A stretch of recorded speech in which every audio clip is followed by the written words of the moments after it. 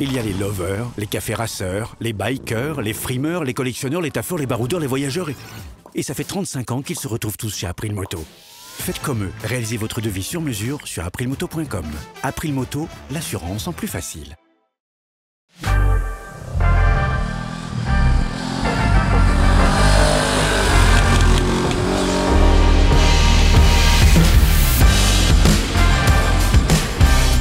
Salut les motards!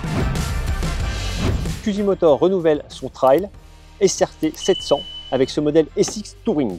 Alors tout d'abord, un soin particulier a été apporté à la face avec un relooking complet, c'est pas très compliqué. On a deux optiques superposées, encadrées très joliment par des feux diurnes en lame là ici de chaque côté, c'est vraiment très bien amené. Des petits feux à LED de chaque côté, une machine plutôt bien équipée de base, vous allez le voir, puisque on a donc des crash bars, des pare-mains en métal solide, vraiment de qualité. Également une bagagerie complète, valise, top case pour un total embarqué de 112 litres, des poignées chauffantes et une selle chauffante également. Donc un ensemble plutôt convaincant à ce niveau-là. Il va ne lui manquer, à mon sens, qu'un sabot de protection des collecteurs qui sont particulièrement exposés. Alors on a une plaque en dessous pour éviter d'aller taper le carter, mais par contre l'échappement, qui est pas très beau à ce niveau-là en plus, ça fait quand même un ensemble de tuyauterie pas très sympa. C'est dommage de ne pas l'avoir planqué derrière un élément protecteur. Ce trail repose sur un cadre tubulaire acier qui vient finir à fonction porteuse un twin de 698 cm3 calé à 180 degrés, double embrayage en tête, 4 soupapes par cylindre, qui développe 70 chevaux à 8000 tours et 70 Nm à 6000 tours. L'embrayage est également anti-dribble. Peu d'électronique pour gérer cette mécanique, avec un ABS déconnectable à l'arrière, un traction control, là également déconnectable pour satisfaire aux évolutions off-road. La géométrie est assez dynamique.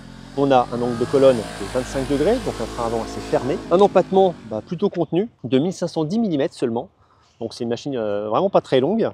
Le train directeur repose sur une fourche Marzocchi inversée de 44 mm de diamètre qui va débattre sur 130 mm, réglable en compression et en détente. Également à l'arrière, l'amortisseur Marzocchi également, réglable en précharge et en compression détente. Il y a une vis à la base de l'élément montée en direct sur le joli bras oscillant de cette machine.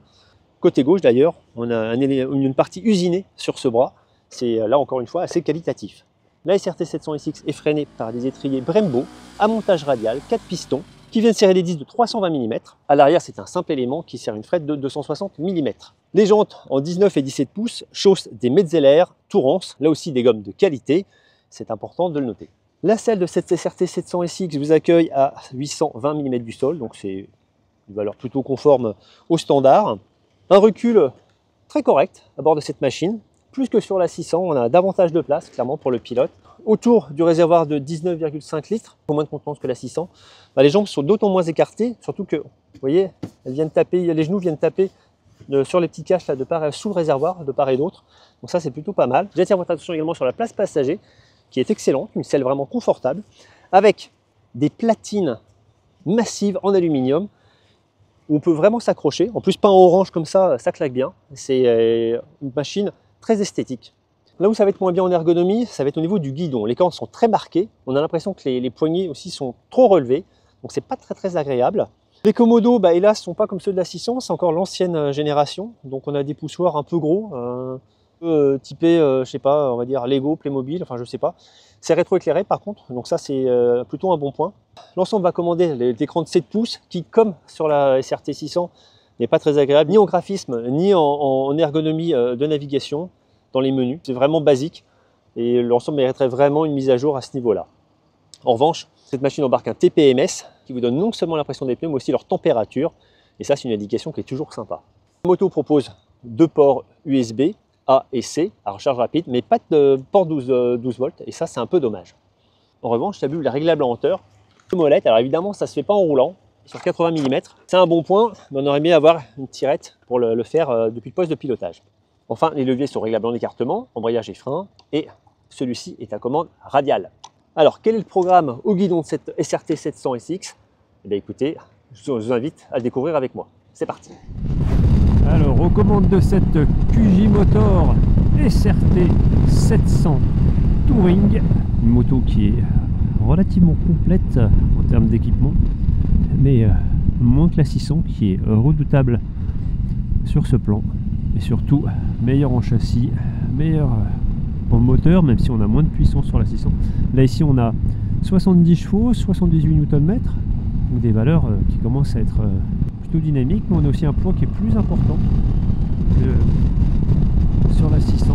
Et une moto surtout qui a une ergonomie assez improbable, un guidon encore très marqué, rapproché vers le pilote, c'est pas hyper confortable, on a des poignées qui semblent, vous voyez, un peu redressées là comme ça, alors qu'elles devraient être un peu plus basses, enfin, c'est assez étonnant. Autrement, la machine est plutôt étroite entre les jambes, la position de pilotage est très détendue avec des repose-pieds placés bien en avant. Et vraiment ce guidon c'est particulier, et puis la géométrie est elle aussi assez intrigante. On sent que le monde de colonne est assez fermé. Tout à l'heure je suis passé un petit peu dans du gravier et j'ai trouvé que debout sur les repose-pieds, c'est pas une machine qui semble faite pour s'aventurer vraiment hors de l'asphalte.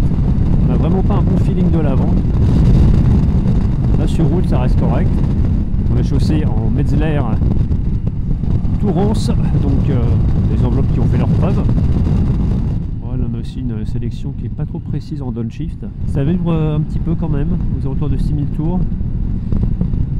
Et puis le champ n'est pas très harmonieux, hein. C'est un peu dommage parce qu'on a une moto qui a bien progressé esthétiquement. C'est très moderne, c'est correctement fini, mais en dynamique c'est pas très convaincant, on va dire. En tout cas le châssis de ce trail se montre particulièrement dynamique. Une moto réactive sur les appuis et rapide sur les changements d'angle, mais l'ensemble peine quand même à me séduire. On a quelques routes qui sont un petit peu abîmées, ce qui permet de tester la qualité du confort des suspensions, et ça c'est particulièrement convaincant pour le coup.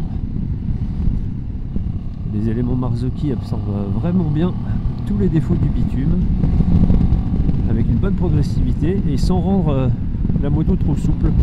Les transferts de masse sont correctement gérés vu les débattements. Ça plonge certes un petit peu sur l'avant, mais enfin c'est normal, c'est assez bien tenu par l'amortisseur tout ça. Et la plongée est correctement régulée. Ouais, là, je viens de me prendre deux grosses saignées en travers. Je me suis pas levé de la moto. Et ben, j'ai pas l'impression d'être cassé, quoi. Donc une qualité d'amortissement assez remarquable. Pour évoluer au milieu des vignes, là on a une machine qui est particulièrement agréable. Même si ça manque de neutralité sur le train avant. On sent bien que c'est une moto très courte, vraiment très compacte, hein. Il faut être quand même au-delà de 2000 tours pour pas faire taper la mécanique, mais ça reste quand même très disponible. Il faut être au-delà de 5000 tours pour commencer à sentir ce moteur s'énerver un peu. Ouais, très clairement, faut pas espérer doubler à 90 en 6ème, hein. Enfin du moins pas rapidement. Je suis convaincu, mais pas complètement en fait. C'est notamment l'ergonomie qui va être mon premier point d'achoppement au guidon de cette CSRT 700. Le guidon pose, je trouve, un vrai souci, on va dire, dans l'agrément qu'on a à piloter cet engin. Et notamment quand on se met debout sur les repose-pieds, je trouve qu'on ne sent pas du tout le train avant. Je trouve ça un peu compliqué à emmener. Également le moteur, calé à 180, pas mais sans plus en fait. On s'habituait au twin parallèle à 270 degrés. Et c'est vrai qu'on a un agrément mécanique qui est bien supérieur. Même si ce twin fonctionne bien, on manque un petit peu de saveur quand même. Et là, à ce niveau-là, je trouve que celui de la 600 convainc davantage. De plus, il génère plus de vibrations dès 6000 tours, et donc proche du régime d'autoroute par exemple. Donc c'est là encore un point un petit peu dommageable à son endroit. En revanche, le confort est très bon, hein. Les éléments Marzocchi apportent beaucoup d'efficacité, tant en tenue de route qu'en confort. De plus, les assises sont vraiment de qualité. Ça, c'est un très bon point. La machine est plutôt agile, elle s'emmène facilement sur route. Et là encore, on va être gêné par cette ergonomie donc au niveau du guidon qui gêne un petit peu dans les évolutions. La protection apportée par la machine est particulièrement convaincante avec une bulle qui dévie bien le flux d'air au-dessus du casque. Très correctement aussi, il y a garde que les épaules qui vont être restées à la pression d'air. Le volume général, là aussi, protège particulièrement bien le pilote, notamment au niveau des genoux. Ça va être évidemment moins bien au niveau des bottes, qui vont rester pas mal dans les projections quand il pleut. Enfin, au niveau freinage, ça reste correct. On a de la puissance, une bonne modulation au levier, mais parfois, encore et toujours, des problèmes d'ABS sur QJ Motor qui ne sont pas complètement au point sur des freinages très puissants, on peut avoir des petits lags dans le système, et ça c'est un petit peu dommage. Également la pédale de frein arrière qui est assez sensible et qui aurait mérité une course un petit peu plus longue. Ça déclenche l'ABS un petit peu trop vite quand on est sur l'angle. Voilà pour les quelques points d'achoppement sur cette machine qui est tarifée 8 249 €, donc un prix quand même assez remarquable par rapport à tout ce qu'elle propose. On lui opposera la Yamaha Ténéré 700, 11 199 €, mais aussi la Zontes 703F aux alentours de 8 000 €, donc un prix très proche de cette chinoise QJ Motor. Zontes 703F qui nous avait particulièrement impressionné dans ses qualités, tant sur route qu'off-road. Et là, effectivement, la QJ Motor est en retrait par rapport à ce modèle-là. Enfin, également, on pourra citer la Kawasaki Versys 650.